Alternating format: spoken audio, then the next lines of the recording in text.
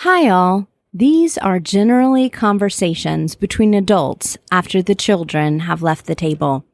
The language can be spicy and the subjects can get saucy. So if you're ready, this is the Southern Fork. Unscripted kitchen chats and also studio chats with some of the most interesting voices in the culinary South. I'm Stephanie Burt, a food and beverage writer based in Charleston, South Carolina, who travels with her fork to write for a variety of publications, from magazines you might have on your coffee table to the website you love to visit for your favorite recipes. And I'm inviting you to come behind the scenes with me to get to know the people who make this Southern culinary landscape so special. I'm always hungry for the next bite, thirsty for that next sip, and ready for the next conversation. Let's dig in.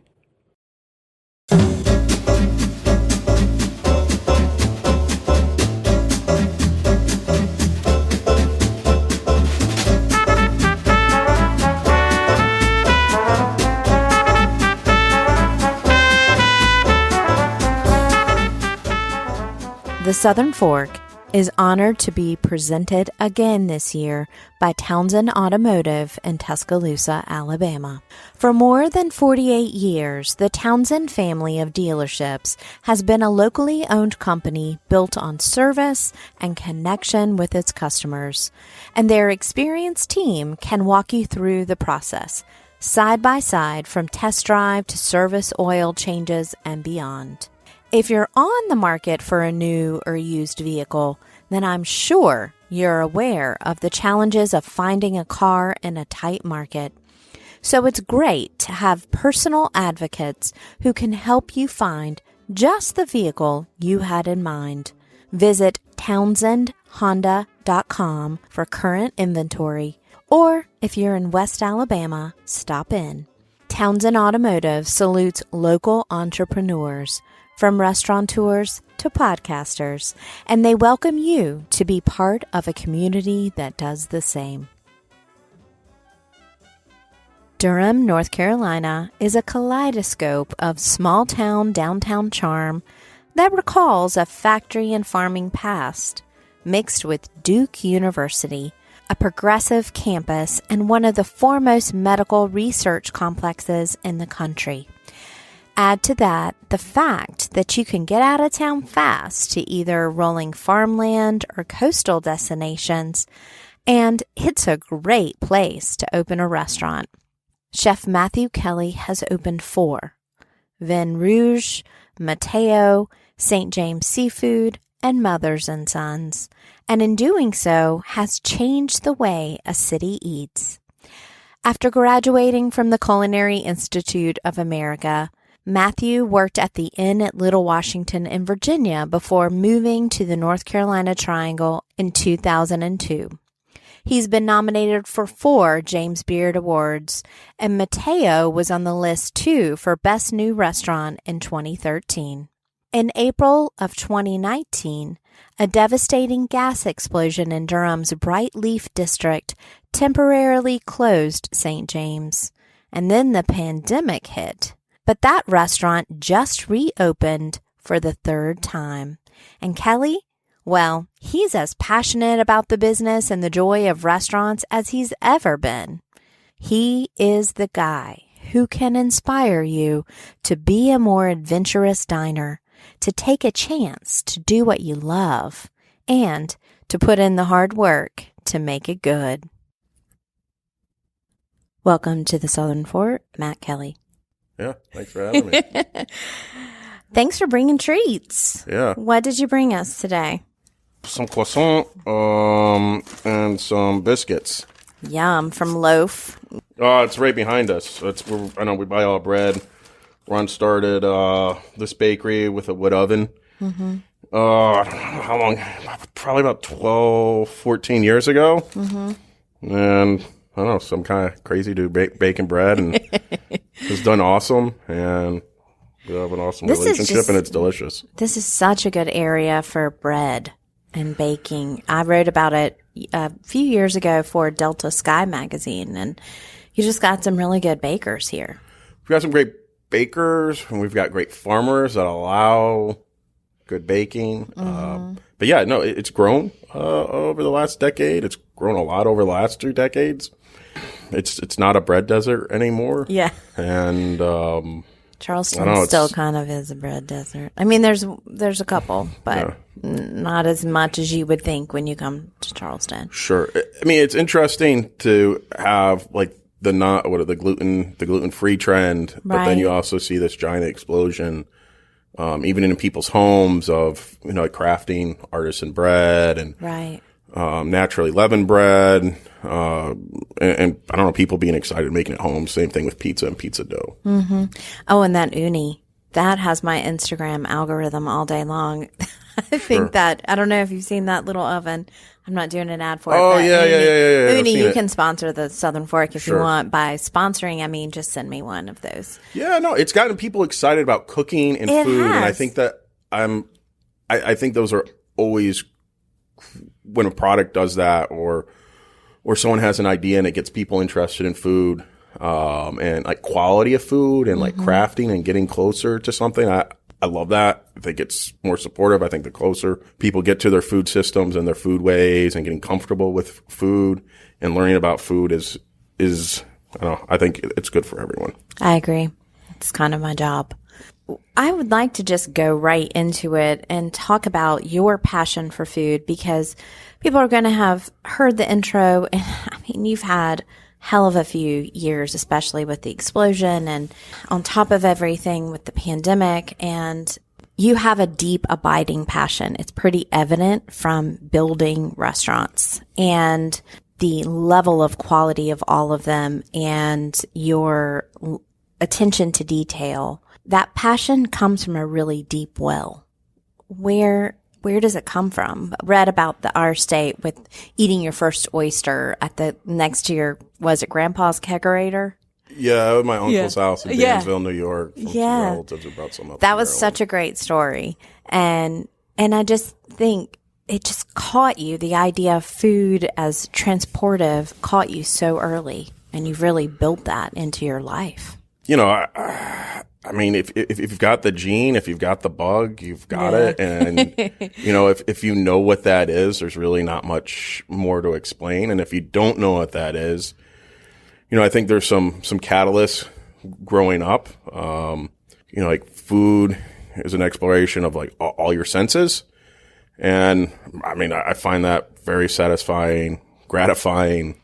But I think in terms of having a connection with food, for me, it's more kind of insane.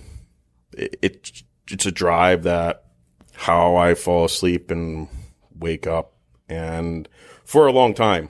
And I don't know, I'm really lucky that I found something that I love exploring, practicing, living, sharing. But I think the catalyst is, and I think with a lot of people who find themselves that have that gene, it really kind of starts how you grow up and with your family and like where food is.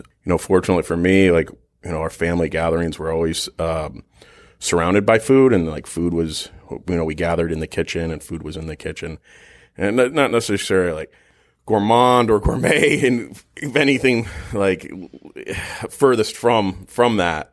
But still, it was a focus point that brought my family together. And whether we were traveling to grandma's house or one of my aunts and uncle's house during the holiday, that was always the center and focus of what we did and how we shared stories and communicated. And then it grows. Yeah. Like that's kind of the seed. You have no idea. And then there's the idea, like you're tasting, and when you taste, like you get this, you get your you get satisfied. There's chemical reactions happening. You're getting your dopamine hits. But I think there was a pivotal point for me in terms of taste, and it was in my grandmother's kitchen, and she was making tomato soup out of a Campbell's can. Because that's how we grew up. There was no homemade tomato soup. Yeah, my mom still eats tomato soup. Yeah, right. And grandma's cooking it on her gas stove, and she's finishing it. Also, there's a lot of salt in that, but I remember her putting a little bit of salt, and then she took a fresh pepper mill and cracked fresh black pepper into the soup. And then she mounted it with butter. Oh my goodness. And I said to her, Mom does not do that. And she's like, taste this. She's like, does Mom's taste like that? I was like, no. So, I think it was in No Reservations or it's Kitchen Confidential where like Anthony's sitting there talking about the first time he tasted like a difference in something. It was like he went to the restaurant across the street and they had veal stock and they put acidity in it. Like that was my moment. Yeah, got it. And yeah, that was my moment. And from there, what's I find really that's fun about this job is that you can do it your whole life. Like you can taste and there will be something that you haven't tasted before, like a combination or a thought. Like a few years ago, I got really into Amaro because it's almost like it hits a different part of my brain where it's some kind of memory or almost a photograph moment. That combination, that synesthesia that happens. But when it comes to restaurants and it comes down to the business of restaurants, I'd love for you to speak, if you can, to something that goes a little more, less poetic, but more poetry in motion. And that is that inside your restaurants, they don't feel like concepts. And that whole idea, like restaurant concepts, I mean, I get press releases all the time that say a new concept from blah, blah, blah, blah. And they feel like different homes. So many restaurants, I'm in restaurants all the time. They feel like theme parks. They feel like movie sets. They feel like some kind of mirage. And it can be a really good mirage. But the other night when I was in Mothers and Sons, it felt homey while not my home. How do you build that into the culture, the environment, because that doesn't come, you can't be there all the time serving your friends. You have to build that into the culture.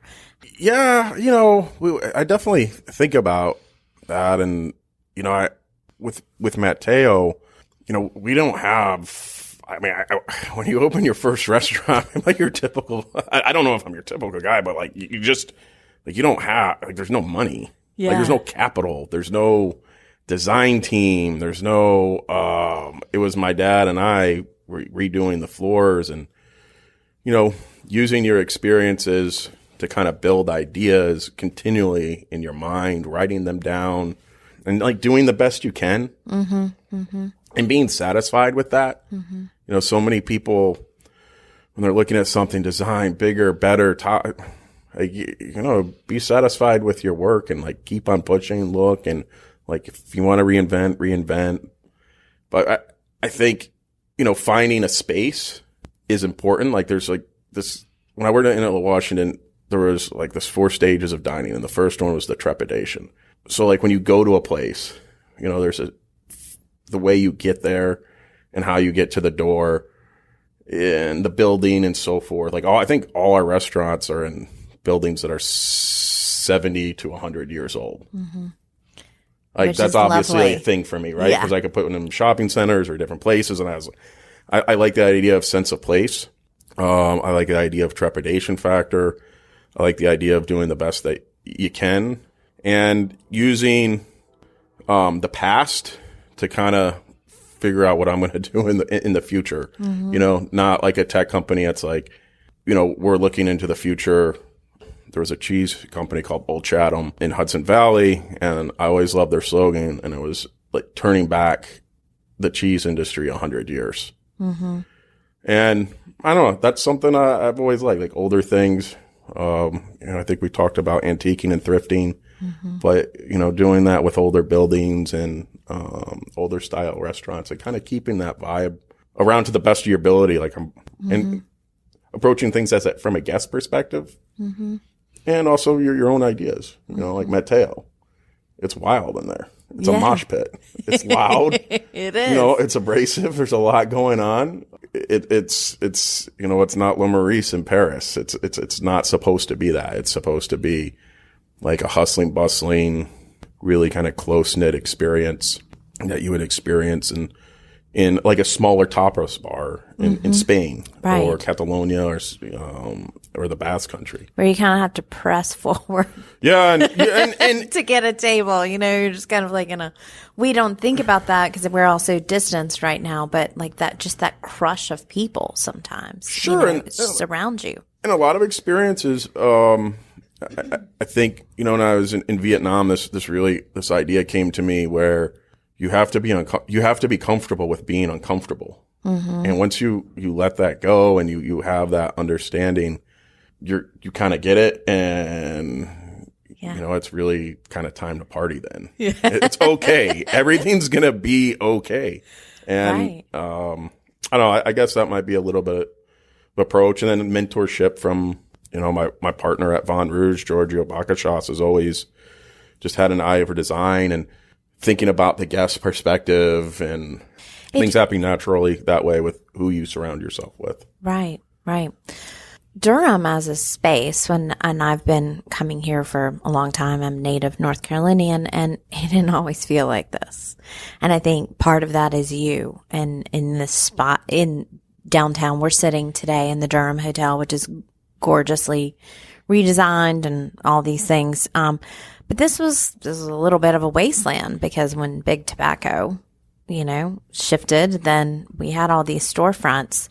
Besides just the building's age, is there a culture here that just feels at home? Because, you've got a lot of, fancy accolades. You could cook wherever you wanted. You have cooked wherever you wanted. Why do you want to cook here? Why is it a community for you? My family's in Raleigh, so they're close by. I always wanted to be close to my mom, my dad, and my sister. Durham is a community. It's a small city.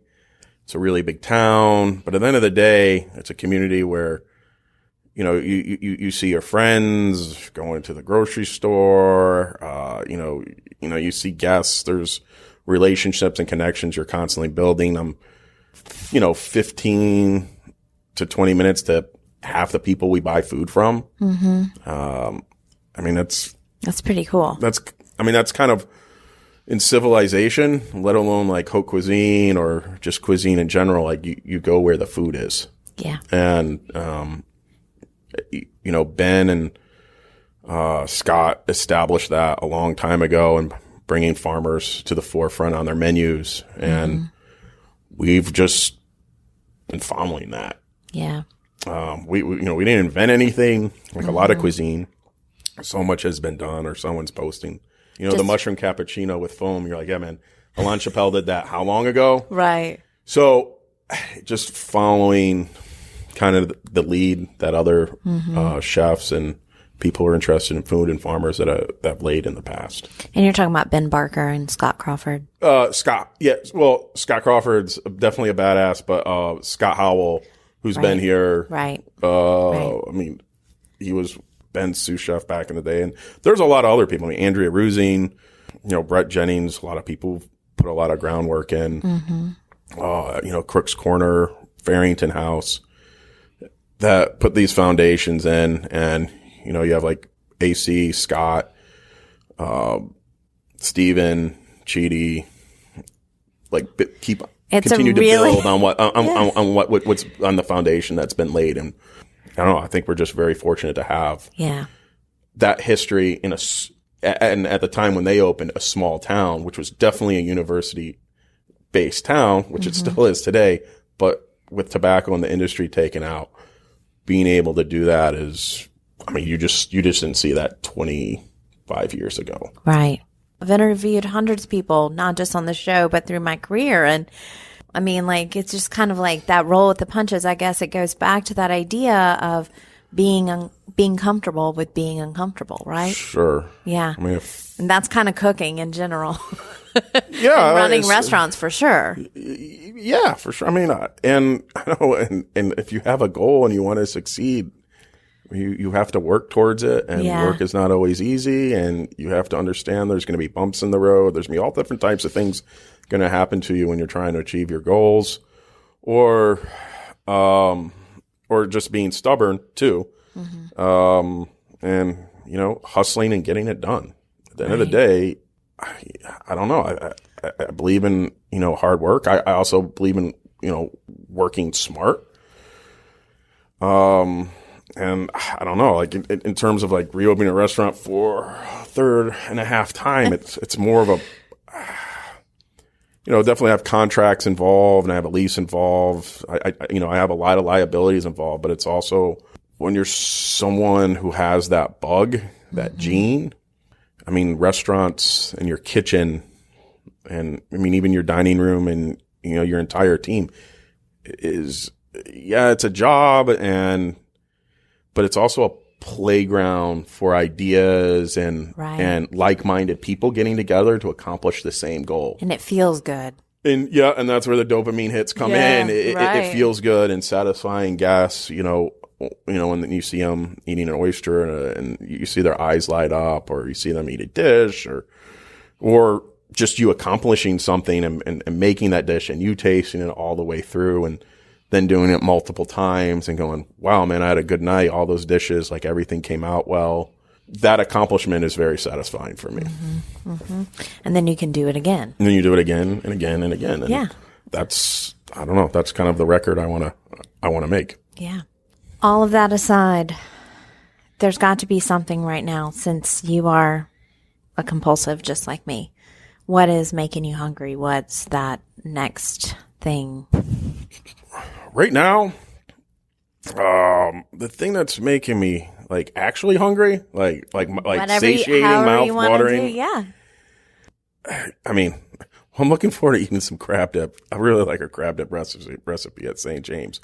But I think right now is just, the pandemic for hospitality, specifically in my region, in my area, is not over.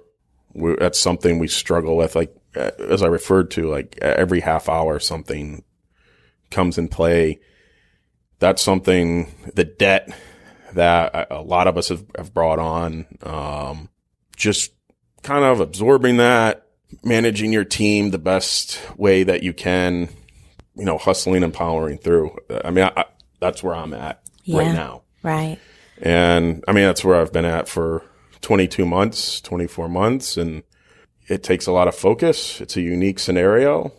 And, I don't really want to do anything else. So there's nothing else on the table for me. Right. So it's just hustling and trying to make smart decisions side. And the best decisions. Yeah. And when you make a mistake, try to recover as quickly and as fast as you can, because those opportunities, like pre-pandemic, hit a little bit harder, and you have to be, you just have to be more aware and careful, and also lead your community to let people know, like, we've been open for 22 months. We've opened, it's taken me about 4 or 5 months to open each restaurant and kind of, create a new culture, a lot of new people on teams and so forth, feeling comfortable and being safe and operating safely. Mm-hmm. And leading and opening so other people feel comfortable. Right. Opening and leading and showing there's a way you can do this safely and that it works, or is working better than it is when you're just closed. So, right. I don't know. That's something that, I guess that's been making me a little hungry. What's one aspect of this job that really meshes with a natural aspect of your personality? I think having all your senses and having something that commands my wavering attention, and energy, and using that as a way to focus on something that I really enjoy doing. Quick fire, something keeping you up at night? Yeah. But like, you want to name one other thing beyond the things that you've already said? Sure. I gotta think, because that's, it's completely consuming, right, for us still at this point in our community. So, and that's a good answer, though. It's just completely consuming. That's what we have to. That's your answer. Yeah, like that's. I would say that's the big thing. I think for me right now in this moment. Sounds right. Well, I do something for the Southern Fork, which is just for Southern Fork guests, I bring a magic picnic basket, and this is really a dream meal scenario. I'm not a death row meal type of girl, so I want to bring you some virtual foods that would bring you life. And so I can go back in time to conscript anybody to make anything that you would just like one more taste of, butter and Campbell's tomato soup, perhaps. I can conscript anybody to source for you, can cook a little bit. And so I just love to put some things on a picnic cloth for you and just lay out some really good things. So what are some things that come to mind of like the best flavors and tastes and dishes you've had that you'd love to have again? Yeah. Your obsessions, probably oysters. Yeah, I mean, yeah, well, I definitely, when we were getting Lockwood Folly oysters back in the day, we get these wild Lockwood Follies from some crazy person, and they were always really tasty. Just the brine, in terms of oysters, but like cheese has always been one of those. I love, like Pike Quenelles and sauce American or sauce Nantua. Like whenever someone has it on a menu, Boudin Blanc, I love Boudin Blanc. It's the texture it's luxurious, and I see the craftsmanship going. I think it's an area where you can really taste craftsmanship in a process of taking something meager and putting it into and making it something luxurious. In a fairly, in today's standards, inexpensive way. Back in the day, you add cream and add eggs to something. It's usually not for the help. It's for the person someone's cooking for an extra, or for a moment to celebrate. But in terms of restaurants all over, I've been craving to go back to Spain and the Basque area and just I love that simple approach of having a whole turbo on a grill with some olive oil and some toasted garlic with a piece of Nora chili that's this big, and that's it. Just that purity and like confidence in cooking. Yeah.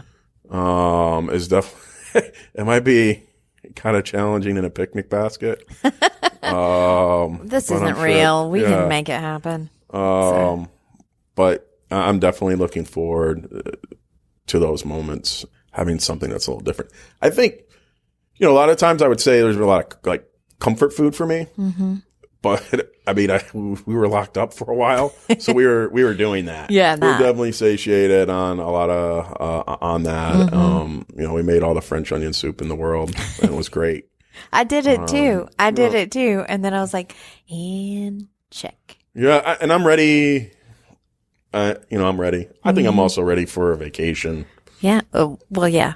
Yeah. So we've been looking at, certain types of destination spots once we're in a good space and a good place, and to really kind of explore and taste what people are doing and go out and support people who are doing it.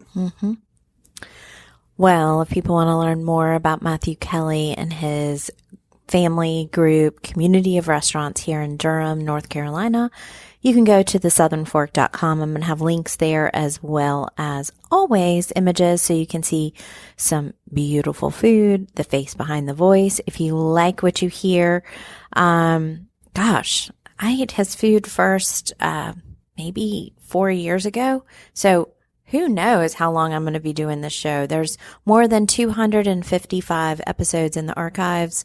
So dig in there, find some new places to eat, some new people to follow, and get inspired by. And thank you so much for bringing biscuits. Oh, you're welcome. And thanks for having me. It's been fun. Great.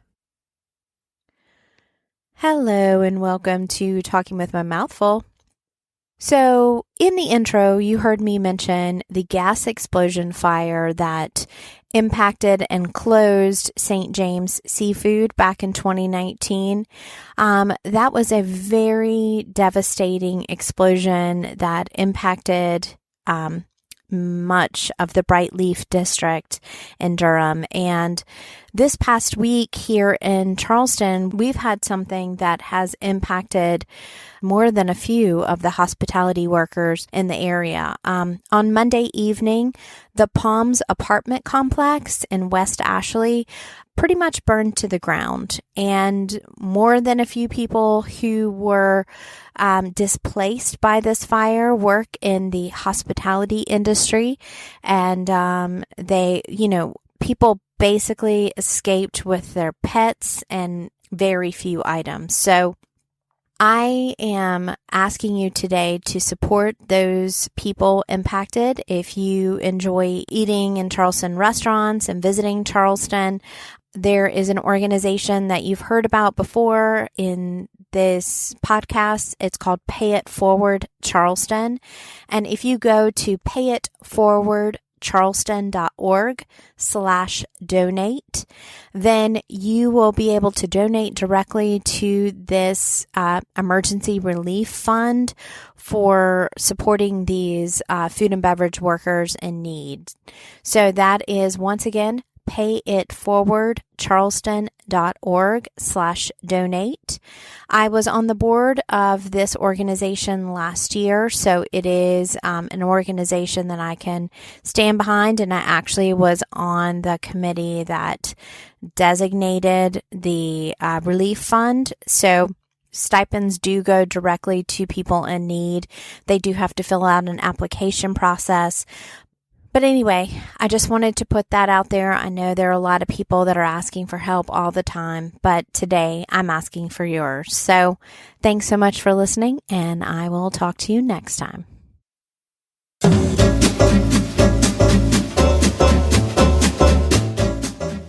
You've been listening to The Southern Fork. I can't wait to bring you more culinary conversations, but in the meantime, I have one question. Are you going to eat all that?